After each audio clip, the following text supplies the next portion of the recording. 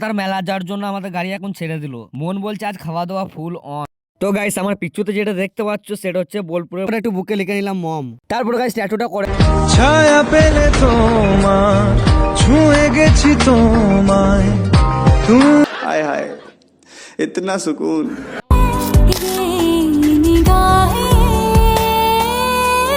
तू कहाँ अपने दिल से मेरा हक मिटाने लगे मेरे। সো হ্যালো হোয়াটসঅ্যাপ বন্ধুরা, কেমন আছো? আশা করি তোমরা খুবই ভালো আছো। সো গাইস আমি মনোজ আর তোমরা দেখছো এক্সপ্লোরার মনোজ। তো আজকে তোমাদের সামনে একটা ইন্টারেস্টিং ভিডিও নিয়ে চলে এলাম। টাইটেল, থাম্বনেল এন্ড ট্রেলার দেখে তোমরা অবশ্যই বুঝে গেছো ভিডিওটা কোন টপিকে হতে চলেছে। আজকের ভিডিওটা সেই টপিক একদম সেই লেভেলে হতে চলেছে, মানে খুবই একদম ইন্টারেস্টিং একটা ভিডিও। ভিডিওটা লাস্ট পর্যন্ত দেখতে থাকো, কেউ স্কিপ করবে না, ভিডিওটা ফুল ওয়াচ করো। আমাদের গাড়ি এখন ছাড়ছি, এখন শোতে মেলা যাচ্ছে, সেই জন্য আমরা বেরিয়ে পড়েছি এখন নতুন ড্রেস পরে দেখতে পাচ্ছ। আর তোমাদেরকে গাড়িটা একটু দেখাচ্ছি, আমার সঙ্গে চলে এসে।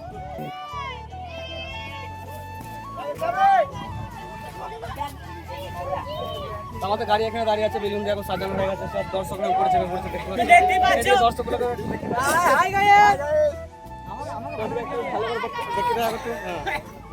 এদিকে চলে এসে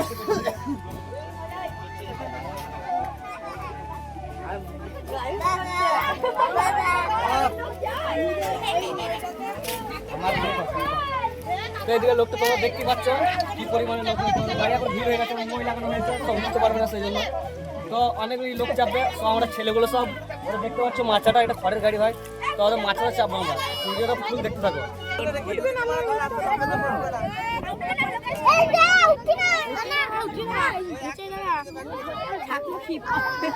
তো গাইস সুয়াতার মেলা যাওয়ার জন্য আমাদের গাড়ি এখন ছেড়ে দিল। মন বলছে আজ খাওয়া দাওয়া ফুল অন, সেটা বড় কথা নয়, বড় কথা হচ্ছে পকেট বলছে ভাই একটু সামলে। আর গাইস তোমরাও ভালো করে জানো মেলা মানে কেনাকাটা কম, দেখাশোনা বেশি, তবুও মনটা বলছে একবার তো বাঁচছি।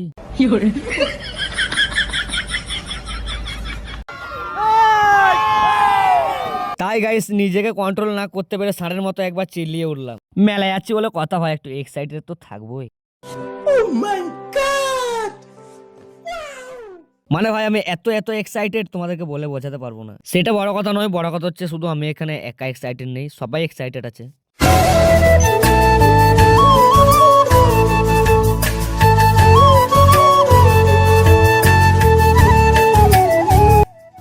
তো গাইস আমার পিছুতে যেটা দেখতে পাচ্ছ সেটা হচ্ছে বোলপুরের বল খেলার গ্রাউন্ড। বল খেলার গ্রাউন্ডে কি করছি আমি তোমাদেরকে সেটাই দেখাচ্ছি। আমরা যে গাড়িটা করে মেলা যাচ্ছি সেই গাড়িটা এখন এখানে দাঁড় করানো হয়েছে, কারণ এখানে ভাড়াগুলো তুলতে হবে। এখন ভাড়াগুলো তুলে নেওয়ার পর তারপর আবার গাড়ি স্টার্ট করবো। দেখা হচ্ছে তোমাদের সাথে আবার মেলাতে।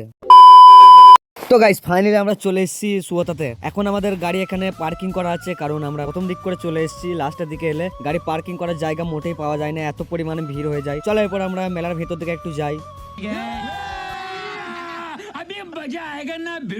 তো গাইস ফাইনালি আমরা মেলাতে ঢুকে পড়ছি, আর মেলাতে এত পরিমাণে ভিড় তোমাদেরকে বলে বোঝাতে পারবো না। আর গাইস আমাদের বন্ধুগুলো সব কে কোন দিকে ছড়িয়ে ছিটিয়ে আছে কিছু বোঝা যাচ্ছে না, সেই জন্য আমার একটা ভাইপোর সাথে ঘুরে বেড়াচ্ছি। ওয়াও বিউটিফুল গাইস, মেলাটা সেই লেভেলে লাগছে, একদম মানে একদম কি বলবো সুপার লাগছে। আর গাইস মেলাতে ঢোকার পর থেকে আমার পকেটটা একটু হালকা লাগছে। कौन है ये लोग कहां से आते हैं? বুঝতেই পারছো চারিদিকে কত সুন্দরী সুন্দরী মেয়ে, একবার যদি ফেঁসে গেছে ভাই আমার পকেট পুরো কানা করে দেবে।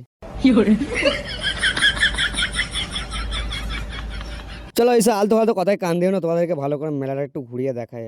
ঠিক বলেছো। তারপর গাইস শেষমেশ সব বন্ধুগুলোর সাথে আমার দেখা মিললো। এখানে আমার একটা ভাইপো বসে পড়েছে বুকেতে ট্যাটু করতে, বুকে লিখছে মম। আর গাইস এখানে দেখতে পাচ্ছ ভালো খারাপ সব ধরনের এখানে ট্যাটুর পিএনজি আছে, তাই আমিও ভাবছি যে কোনো একটা ট্যাটু করব। এখানে ভাই ভালো মন্দ ট্যাটু সব ধরনেরই ছিল, আমার পছন্দ হয়েছিল কিন্তু দামটা অনেক বলছিল।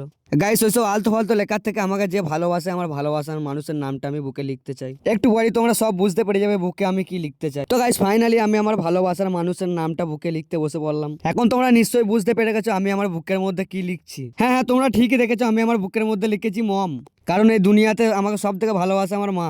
ঠিক বলেছো। তাই হালকা করে একটু বুকে লিখে নিলাম মম। তারপর গাইস ট্যাটুটা করে আসার পর হালকা করে ভিড়ের মধ্যে ঢুকে পড়লাম। আর গাইস এখানে একটা ইউটিউবার সঙ্গে আমার দেখা হলো। ইউটিউবারটার সাথে ভিডিও করে তোমাদেরকে আমি দেখাতে পারলাম না, কিন্তু তার ফটো আমার কাছে আছে। সে বেশিরভাগ বাংলা বক্সের ভিডিও বানায়, তার ফটোটা দেখালে তোমরা আশা করে চিনতে পারবে। তার ফটোটা আমি একবার দেখাচ্ছি।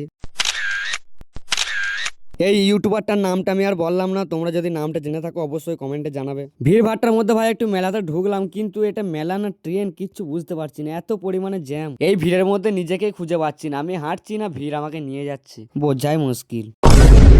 আবে পেছুকার লোকগুলো কই, সব তো হারিয়ে গেছে মনে হচ্ছে। এই ভিড়ের মধ্যে একটাই ডায়লগ, বেঁচে থাকলে পরে আবার দেখা হবে। ঠিক বলেছো। আর গাইস এখানে কি পরিমাণে লোক জাস্ট একবার দেখো।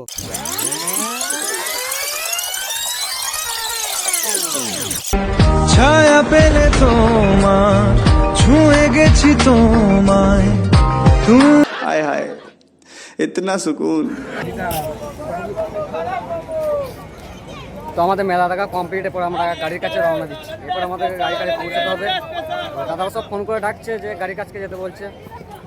তো এখন আর ঘোরার মতো কিছুই নেই, সব ঘোরা কমপ্লিট, সব কেনাকাটা খাওয়া দাওয়া সব কিছু কমপ্লিট। আর কোনো প্ল্যান নেই ভাই, আজকে বাড়ির পথ শুধুমাত্র। দেখা হচ্ছে নেক্সট কোনো ভিডিওতে।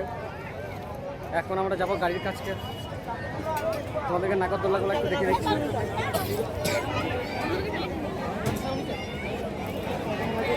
ভিড়ের মধ্যে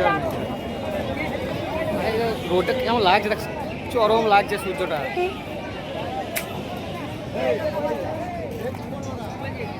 এটা বাচ্চাদের নাগরদোল্লা দেখতে পাচ্ছ, ঘোড়া।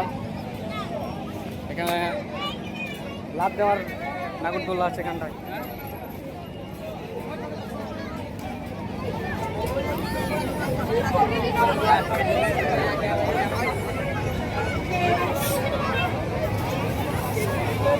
তো গাইস আমাদের মেলাতে পুরোপুরি ঘোরা কমপ্লিট, আমাদের খাওয়া দাওয়া কেনাকাটা সব কমপ্লিট। আর এখন কোনো প্ল্যান নেই ভাই, এখন শুধু বাড়ির পথ। মেলা দেখতে এসেছিলাম, কিন্তু মেলা থেকে ভিড়টাই বেশি দেখা হয়ে গেল। গায়ে ব্যথা, পায়ে ব্যথা, আর মনটা কিন্তু ভাই এখনো সত্যি বলতে মেলাতেই পড়ে আছে। তো গাইস এই ভিডিওটা তোমাদের কেমন লাগলো? ভিডিওটা যদি 1% ভালো লেগে থাকে তাহলে লাইক, কমেন্ট, শেয়ার, সাবস্ক্রাইব তো করতেই পারো। দেখা হচ্ছে তোমাদের সাথে আমার নেক্সট কোনো ভিডিওতে। এখন তাহলে বাড়ি যাই, কাল থেকে আবার কাজে যেতে হবে।